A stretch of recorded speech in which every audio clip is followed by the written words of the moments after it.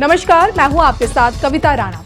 धर्म से हिंदू देश के कर्मशील प्रधानमंत्री नरेंद्र मोदी आजाद भारत के इतिहास में इकलौते ऐसे प्रधानमंत्री हैं जिन्होंने मंदिर नीति के सहारे विश्व पटल पर सनातन को पुनः जागृत किया, जीर्ण शीर्ण अवस्था से निकालकर देश के प्राचीन मंदिरों को पुनः जीवित किया, सनातन के प्रति जन जन को जागरूक भी किया, विकास और विरासत दोनों को एक साथ लेकर चले।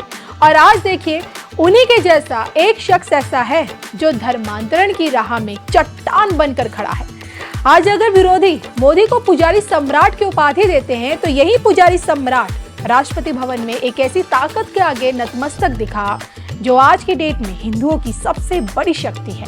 कौन है? भगवाधारी स्वामी चित्तरंजन देव वर्मा, जो नॉर्थ ईस्ट से हिंदू राष्ट्र की नींव रख चुके हैं। ये जानने के लिए देखिए धर्म ज्ञान की ये खास रिपोर्ट।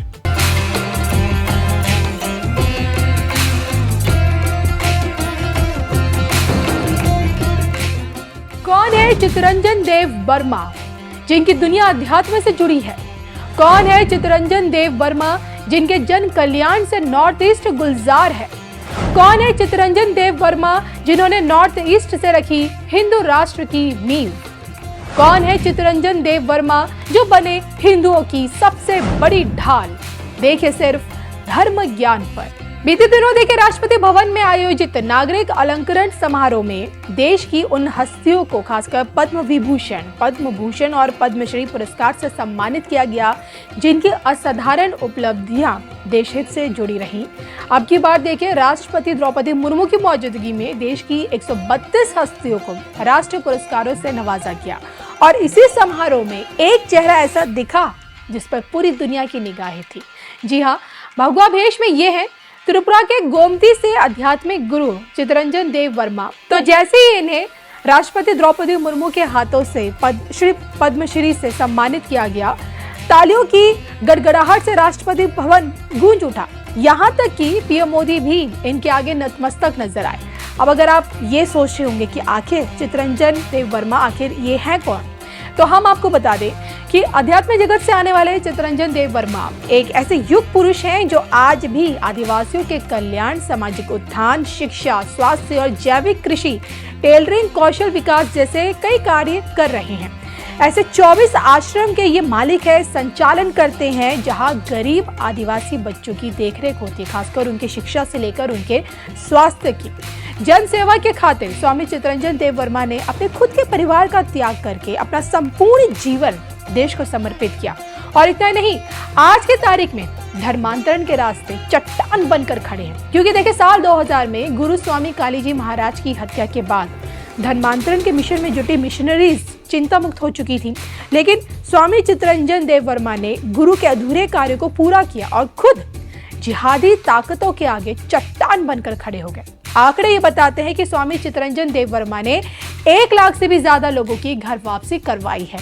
तो नॉर्थ ईस्ट में जबरन धर्मांतरण के खेल पर अंकुश लगाया और हिंदू राष्ट्र की अलग जलाए रखी। और शायद यही कारण है कि आज देखिए, पीएम मोदी भी हिंदुओं की इसी ढाल के आगे शीश झुकाए हैं।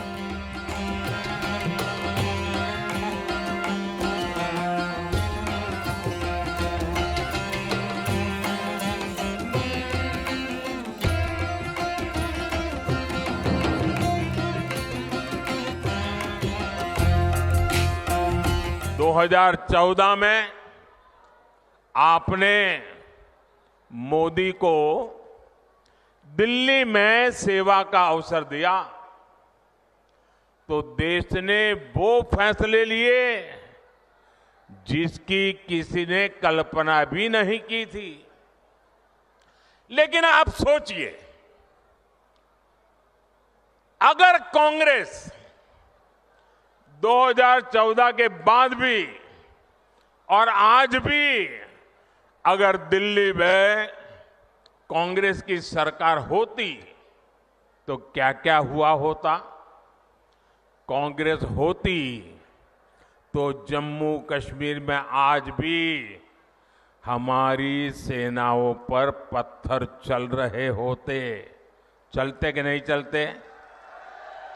कांग्रेस होती तो सीमा पार से आकर दुश्मन आज भी हमारे जवानों के सिर काटकर ले जाते, कांग्रेस सरकार कुछ न करती। कांग्रेस होती तो ना हमारे फौजियों को 1 रैंक 1 पेंशन लागू होती और ना ही हमारे पूर्व सैनिकों को 1 लाख करोड़ रुपया मिलते।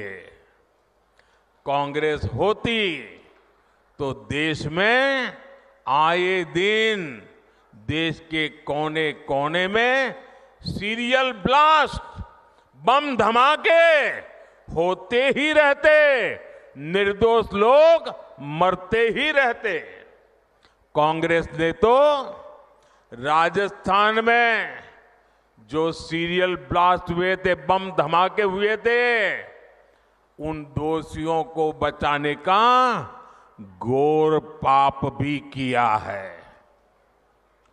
कांग्रेस होती तो कोरोना के समय ना किसी को मुफ्त राशन मिलता और ना ही किसी को मुफ्त वैक्सीन मिलती। कांग्रेस होती तो देश में महंगाई से हाहाकार मचा होता। कांग्रेस पार्टी देश की मुसीबत में अपने लिए भ्रष्टाचार के नए मौके तलाशती। और राजस्थान के मेरे भाइयों और बहनों, आप लोग तो कुछ महीने पहले ही कांग्रेस के पंजे से मुक्त हुए हैं। कांग्रेस पार्टी ने सत्ता में रहते हुए जो जख्म दिए वो राजस्थान के लोग कभी भी भूल नहीं सकते। कांग्रेस ने महिलाओं पर अत्याचार के मामले में राजस्थान को नंबर 1 बना दिया था।